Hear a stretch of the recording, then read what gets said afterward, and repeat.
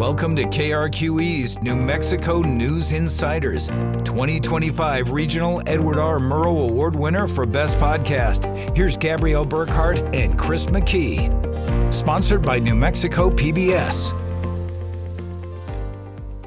So Gabby, when this publishes, it's going to be basically the halfway point in the year.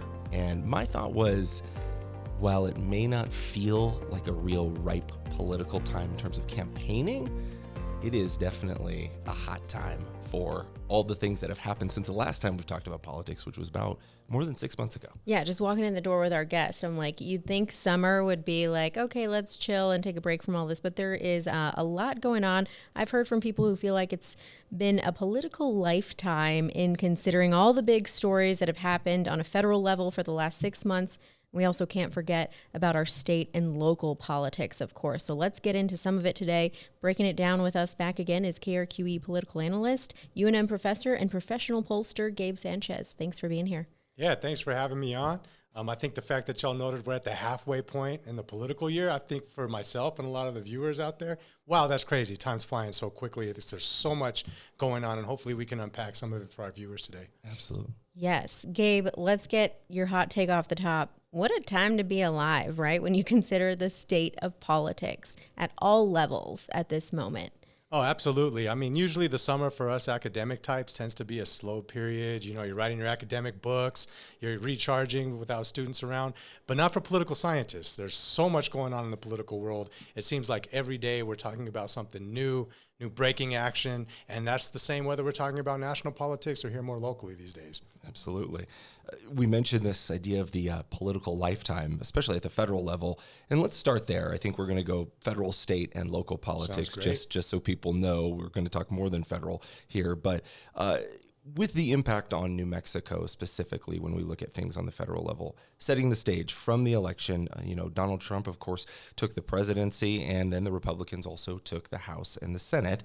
They're now in the minority for control, that being the Democrats, and really our New Mexico delegation, right? All 5 members are Democratic. How have you seen them change or maybe capture more attention now that their party is no longer in power? I'm thinking about people like Melanie Stansberry, Teresa Leger Fernandez, Martin Heinrich, Ben Ray Lujan, and also Gabe Vasquez there. Yeah, I mean, you see essentially Democrats across the board, and New Mexico is obviously a microcosm of what we're seeing more globally across the nation. I think what you're seeing is those folks move heavily to defense, trying to push back on policies that they might not seem in line, not only with their party, but they probably perceive are not in line with the majority of Americans. And I think of our delegation, Congresswoman Stansberry is probably the most vocal. I mean, she's already kind of taken that mantle. You've seen her on, nightly television talking about her defense against Trump. You see her be very vocal, right, and against not only Trump, but Republicans right now. So I think partly Democrats feel like, hey, we've got to make some noise. We've got to remind voters who we are because, the next congressional election cycle is right around the corner. So part of it's that, and then the other part of it is I think they perceive that New Mexico is probably one of the only states in the union where they feel comfortable being very vocal and defensive against Trump. Obviously, he did a little bit better in New Mexico this time around than he did in his past presidential election cycle, but I think Democrats do feel that they have, the electoral base to go out a little bit further than maybe some Democrats that are in more swing districts. And I think that's probably a sign of what you're likely to see the rest of the way. Viewers out there, we're already starting to see the first congressional ads. You're already starting to see that happening now. So it's going to be a long and probably pretty bitter and divisive campaign season for the congressional elections coming up not that far away. Has anything surprised you in terms of New Mexico's delegation? Not so much. I mean, I will say during President Trump's first term in office, I saw, especially from the governor's office, a lot stronger anti-Trump messaging than you're seeing this time around. I don't think there's a whole lot of difference in terms of the legislature or members of Congress, but specifically, I do remember Governor Lujan Grisham being very, very vocal. And folks might remember this, a lot of spats back and forth between President Trump and the governor. That's been a little less tense. I don't know if that's strategic. I can't tell folks out there what's driving that, but that's been the one thing I've heard a lot from other folks across the state as well, recognizing that the context seems maybe a little bit different, and I think that's probably because there's a perception that President Trump's a little bit more popular this time around than he was the first time. Mm-hmm. Yeah, him winning that popular vote, I think, got a lot of people saying, well, look who, everyone voted for this time around. So it has definitely shifted, I think, how the Democrats are addressing their constituents even. And I would even say to that point as well. I mean, I think that what you have seen out of this Trump administration is a more of a willingness to, take action in realms of, say, funding and grant monies and all of those, financial mechanisms of which we know New Mexico is entirely, or I should say entirely, but heavily reliant on.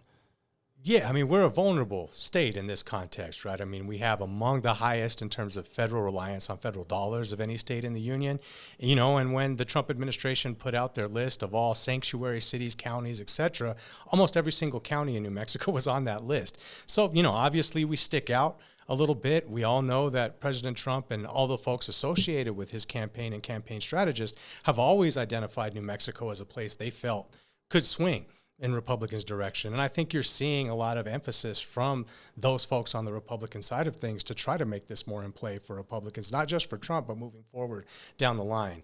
Only other thing that I'll note that I think is a little bit different is maybe a movement and a meaningful one, especially in the context of public opinion data on immigration policy. I think the first Trump administration was dealing with a climate where most Americans, especially here in New Mexico, were overwhelmingly progressive on immigration policy. I think because the Trump campaign hammered home, for the most part, false narratives about immigrants hurting jobs, making it difficult to afford housing, blaming them for crime, essentially making immigrants the scapegoat for just about all of the ills in the country. A lot of voters, including moderate Democratic voters, I think bought into that narrative. And you saw a shift in immigration policy attitudes among the population, including here in New Mexico. Not huge, but I think big enough to give Democrats a little bit of a pause on, especially in the context of immigration, how hard and aggressively they push back on the Trump administration. Mm-hmm. Senator Martin Heinrich, since we last had you on the podcast, he announced that he would not run for governor of New Mexico, saying in January, quote, "The stakes are simply too high for him to leave his Senate seat." So without getting into the governor's race as it stands now, because we will address that in this conversation, do you see anything else to the story that Heinrich maybe isn't saying out loud in his choice to not run for governor? It's always tough to try to evaluate the behavior and decision-making of elected officials, especially when they're thinking about moving their country, moving their family across the country. They're thinking about their own political ambitions.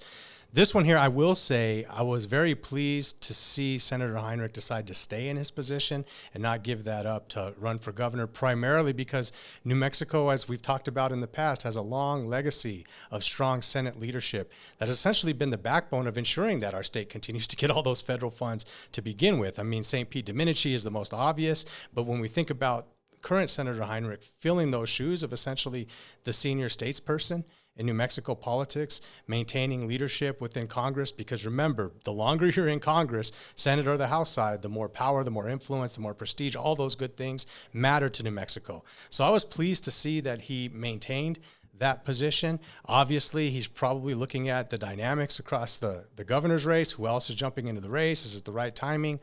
All of those things, I think, are definitely part of his calculus. But I will say for New Mexicans out there, regardless of your partisanship, let's thank the senator for staying in that position. We need people with seniority in those roles, and I think he's done an excellent job in that role for us in New Mexico.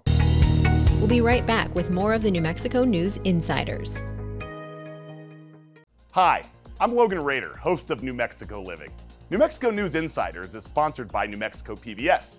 If you like New Mexico News Insiders, learn more about New Mexico in Focus, a weekly hour-long show analyzing decisions impacting New Mexico statewide. Stream it anytime, anywhere. Visit nmpbs.org and follow them on all social media platforms. Now back to New Mexico News Insiders.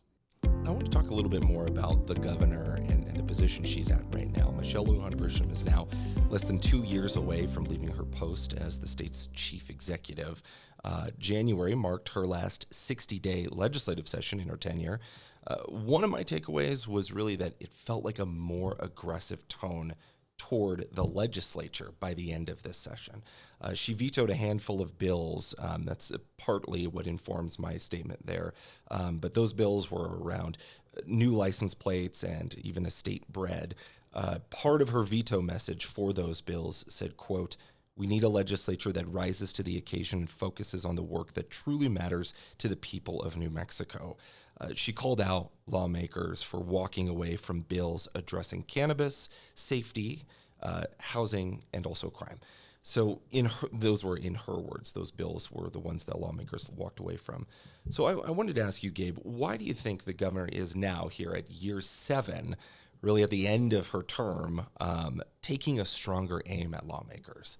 Yeah, it's a great question. And I'll unpack this with a little bit of context, basically noting that in many ways, this is not unique from the past several governors that we've had that have gone on to have second terms, but I'll also note some of the differences and distinctions from those time periods, at least the way that I witnessed them. So first and foremost, this is not unique from governors that have second terms, right? We've been on record talking about this, whether it was Richardson, Martinez, so important to note across both parties.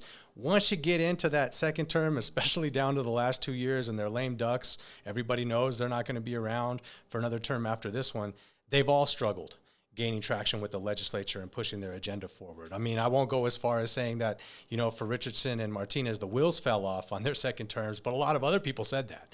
And I think that some of what we're seeing with Lujan Grisham's second term in office mirrors that. You just don't have the same power, leverage, all those things working for you when everybody knows you're on your last couple of years to implement policy and really to hold a lot of leverage over lawmakers in the legislature to do much about those things. So that, I think, is consistent across the board.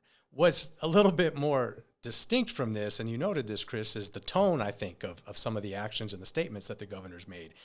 Governors always have the power to veto legislation. That happens, right? There's always a long list. It's really interesting. We spend a lot of time thinking about why some things were axed, why budget might not have been, put forward on some initiative items. That's always in the power of the governor to do that. So I'm not as, moved by the vetoes themselves, but the way in which they were communicated, essentially telling the legislature, you're not focusing on the key priorities, you're wasting the taxpayers' time. That's heavy-handed language to folks within your own party.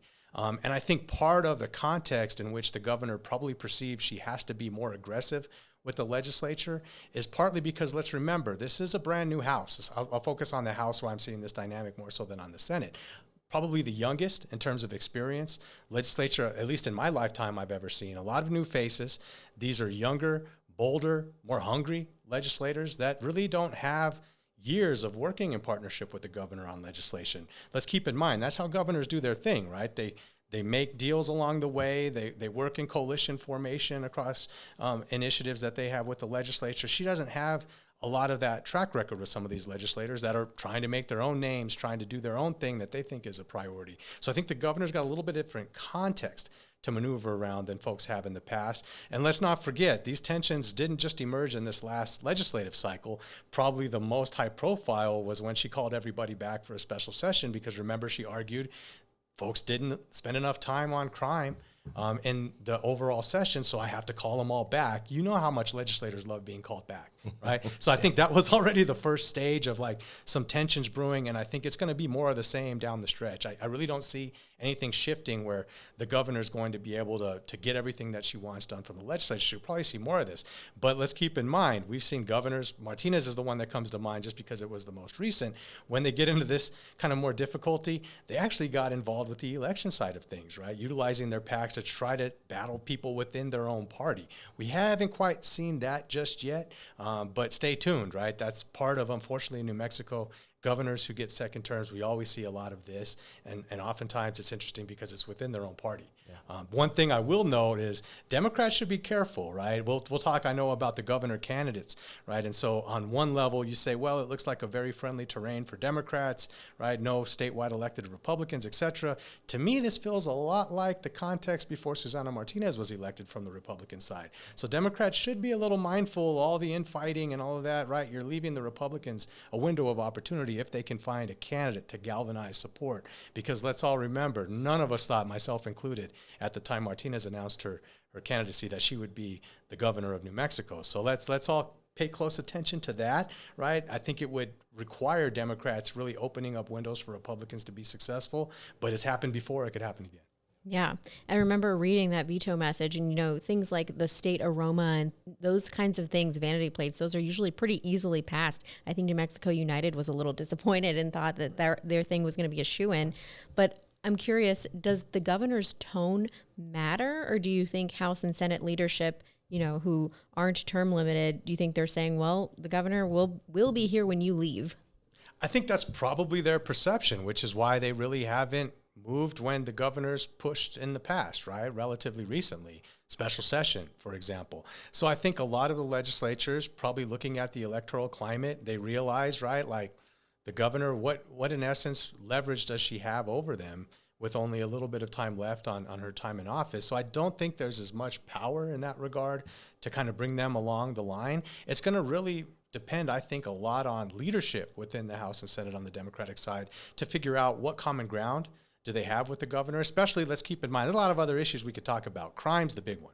That's been essentially the focal point of the tension between the governor and the legislature. And I think both sides recognize that's what the population expects people to do something about. So I think it'll really be a question of the leadership. Can they find common ground? And at the end of the day, right, regardless if you're a Democrat or Republican out there, you want to see the legislature and the governor enact policies that you perceive are addressing what's most important to voters, and that's crime.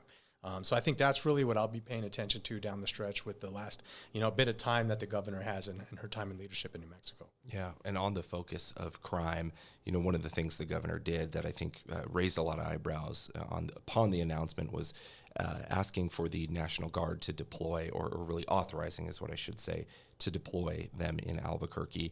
APD, the mayor, and the leaders of the Guard have all tried to make it clear that they're going to serve as more of a helper capacity. They're not armed, they're in T-shirts, or they're in polos and khakis.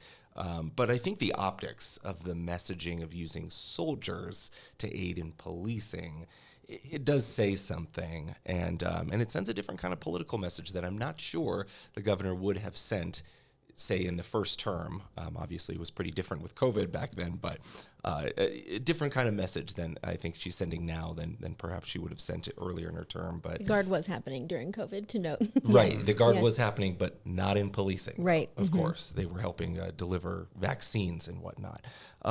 Any ideas as to why the governor got on board this time, you feel like, with this policing operation? Well, I mean, if you take a close look at what that message is that she's sending, essentially it's, if you're not going to act, I'm going to use every power as the executive in the state of New Mexico to do so. That's a very strong message. Y'all are not acting, so I'm going to do it. And I think what, to me, is the driver of that is just how salient crime is to voters in New Mexico. I can tell you the governor's office, like all other elected officials, probably get more community calls focused on crime than anything else that's out there. And so I think there's a sense of urgency. She probably is looking also at her legacy, right? I think all folks, governors especially, when you come down to the end of your time in office, you start thinking about, how am I going to be remembered? And I guarantee the governor does not want to be remembered as somebody who let crime run rampant under her watch. So I think the sense of urgency, the stronger tone, the utilization of her, executive powers, all of that to me is reflective of the fact that she probably perceives people want me to do something about this, and I'm frustrated with the legislature, so I'm going to do everything I can, at least symbolically, to point out to voters, I tried. I gave it my best effort, and I think that's probably indicative of the fact that she's not only thinking about whatever she might do after she's governor of New Mexico, but her legacy, which obviously everybody cares about, how they're going to be remembered in the history books, right, after their time in office is finished. That leads me to my next question, which is, do you think that the governor's actions here might be at all posturing for another run at a different office? Obviously, she's already been a congresswoman. New Mexico's 2 U.S. senators seem entrenched in their roles. I think it's safe to say she won't work in a Trump administration, but there was wide speculation that she'd take a federal appointment if Kamala Harris were to have won the presidency. What might be next for Governor Michelle Lujan Grisham? That's a great question. And I haven't spoken with the governor about this, so I'm not going to pretend I have any tea leaves to figure out what she might be thinking about. But obviously, as the Trump administration took office, a lot of, not just hers, but a lot of other folks who felt like they were on a short ticket for really prominent cabinet level positions under a Democratic regime have to think about other things. As you noted, the electoral climate, at least to run in these offices in New Mexico, timing is everything in politics, and the timing might not be there for a very smooth transition, right? Right after I finish my term as governor, roll into another campaign. That might not be there for her, but this is Governor Lujan Grisham. She's been maybe the most prominent elected official in my time in New Mexico, serving in a number of different posts. I think, the political tide might change relatively quickly in 2026, and she might be looking at a much different terrain, within 2 short years of another presidential election cycle. So I think she's got a very bright political future, just given her expertise across a wide range of policy, probably most particularly healthcare policy. So I think there'll be opportunities for her, depending if she wants to do more national focused work or stay here in the state of New Mexico. We'll be right back with more on New Mexico News Insiders. Hi, I'm Monica Wicki, host of New Mexico Living. This episode of New Mexico News Insiders is sponsored by New Mexico PBS. If you enjoy New Mexico News Insiders, check out New Mexico in Focus, a great source for insights about what's happening in our state. Catch their podcasts and videos at nmpbs.org or stream it anytime, anywhere on the free PBS app. Now, let's continue to New Mexico News Insiders. Let's turn now to the race for New Mexico's next governor. We've seen declarations from Democrat and Republicans, their intent to run for governor. Starting with the Democrats, you've got former Interior Secretary and former Congresswoman Deb Haaland, former Las Cruces Mayor Ken Miyagashima, and the current Bernalillo County District Attorney and longtime player in New Mexico Democratic politics, Sam Bregman. So meanwhile, Lieutenant Governor Howie Morales says he won't run. At this point, there are some names that I think the public will recognize more so than some of other primary contenders in years past. How do you see this race shaping out right now? Does one person have a better shot at this stage in your mind? Yeah, this is going to be a very interesting race. I mean, we're very early. A lot can happen, in the next several months. But I always thought, as soon as Haaland entered the race, that it was going to take somebody as prominent as Bregman to beat her. And I think it's going to shape up to be a very interesting Democratic primary between, Haaland and Bregman. I think Haaland, if I had to place my bets right now, I would probably say has a slight advantage. But I think that's going to be a very interesting race. They represent 2 different segments of the Democratic Party. You're seeing already the way that they're opening up their campaigns.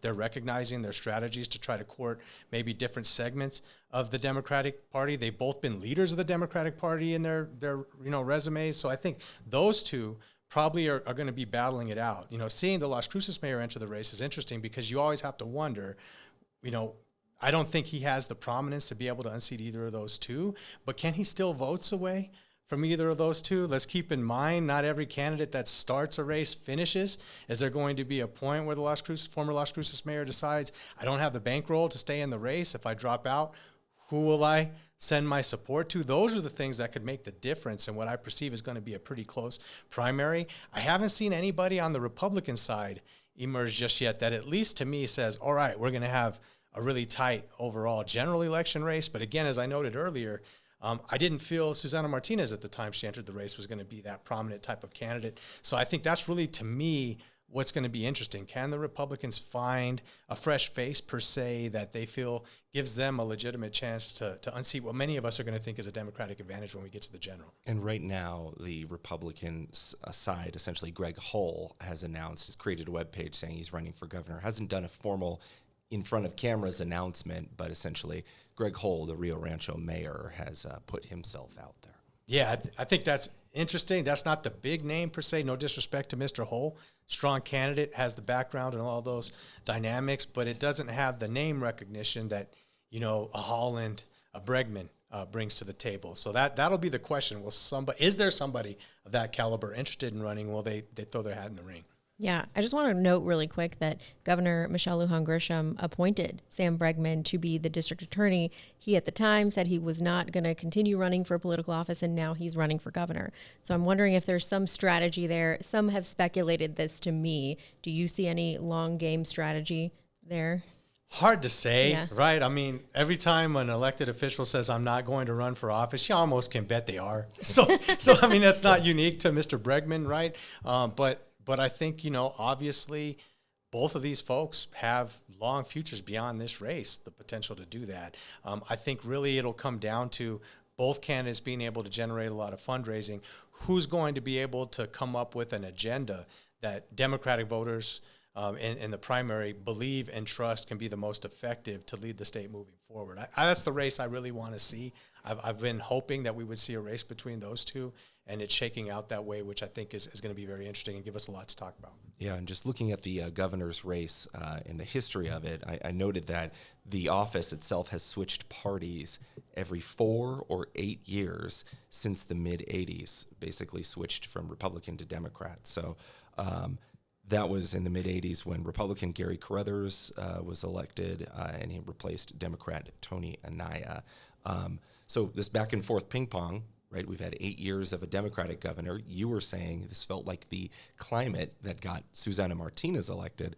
And I do wonder, is this the year the cycle breaks, or do we actually continue to see that? Maybe the Republican governor is next. I think in the relatively near future, there's a window of opportunity for that because any Democrat, right, at some level, you have to be able to frame whatever it is you're talking about, crime as an issue, poverty as an issue, all the hot button issues that voters care about. At the end of the day, voters say, wait a minute, you're from the same party we've had represent the state for quite some time. What's going to be any different? And I think candidates on the Democratic side in particular have to be very mindful of that the national electorate is really hungry for fresh faces, not the same old thing. So those candidates are going to have to say essentially, yes, I'm a Democrat. We've been in control for a long period of time, but I've got new ideas and I've got new approaches to try to make things better than maybe voters out there have seen from the Democrats over this time period. Let's wrap up our discussion here with the imminent election that Albuquerque will be watching very closely. That is the race for mayor, where there are no term limits. Tim Keller is looking for a third term to try and finish some of his initiatives that his administration started in the last 8 years. In 2021, the mayor's race was a 3-person contest. This time, Keller will face 6 other candidates who've made it onto the ballot. Without looking at those candidates deeply yet, what does it say to you that so many people are running against Keller this time? Yeah, I mean, on one level, you're right. You look at, I think it was 11 candidates that started. 7 of them emerged of being able to get enough signatures to make their way on the ballot. One sign of that is indicative of the fact that there's probably a perception that the mayor's vulnerable, right? Because folks, might be hungry and ambitious and say, I want to run for mayor, but they also have to think, is there a prospect of winning?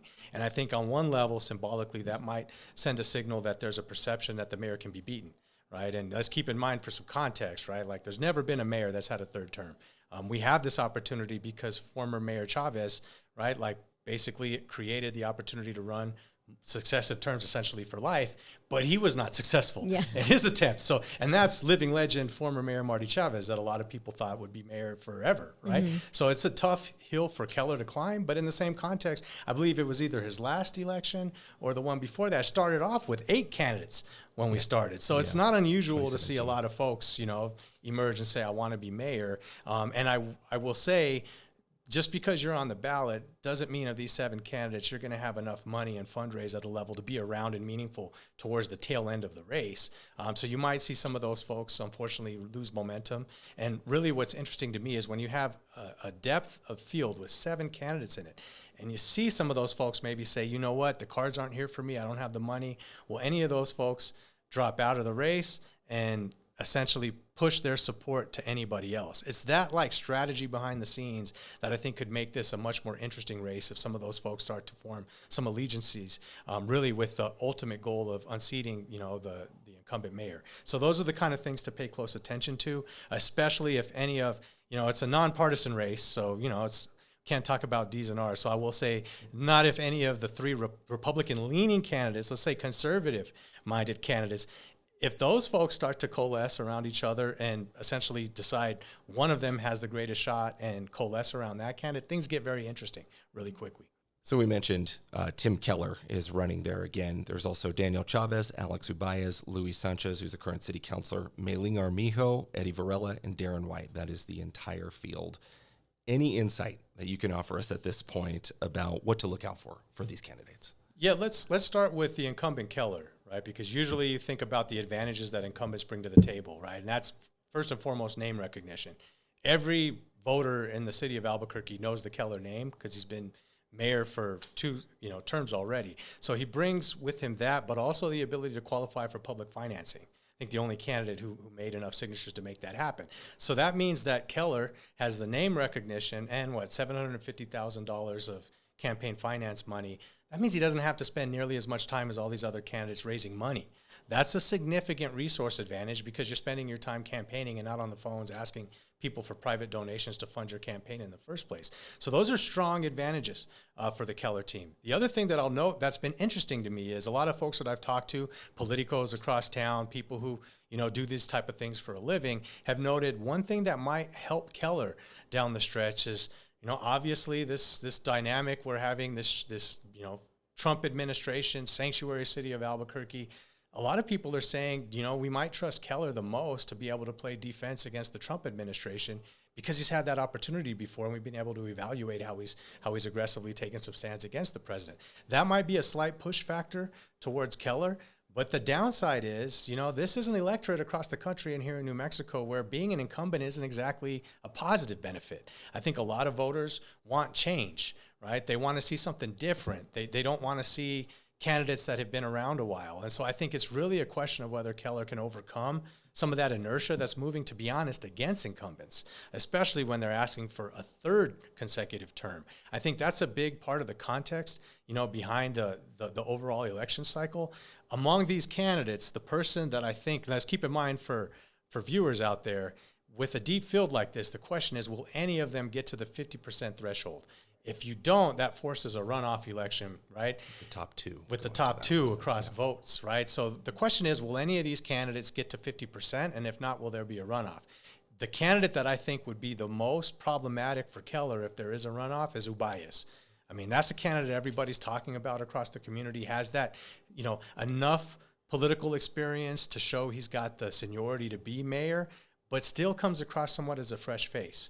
Relatively young, Hispanic candidate. I think if I was Keller, that's not the person I want to see in a runoff. So it's really a question of whether or not that will shake out, or if Keller or anybody else will be able to reach the 50% threshold, right, and put this thing to rest before there's a runoff election. And Alex Ubayas is the former U.S. attorney here in New Mexico who was ousted once the Trump administration took over, just so people are aware. But as we noted, it's so rare for a mayor to win a third term. It does here. I've heard from, people on the street saying, like, I'm sick of Keller. It's still crime-ridden city, things like that. So there's that sentiment out there. So I'm wondering if more candidates being on the ballot could potentially be a better thing for Tim Keller, also just because of the idea of splitting up those voters who maybe don't want him to win a third term. Yeah, absolutely. A deeper bench helps an incumbent, in my opinion, because exactly as you noted, you've got a lot of other folks splitting up the vote, right, of voters out there who are not really on Team Keller, at this point in his administration. So it really is a question, right? You're asking folks for another 4 years. Do voters perceive that they've got enough evidence that things are moving in the right direction? I know in the mayor's last kind of widespread, I think it was, forget what the audience was relatively recently, it might have been the Chamber of Commerce. He was essentially campaigning on this notion that Albuquerque's on its way to a comeback, essentially channeling himself as the comeback kid.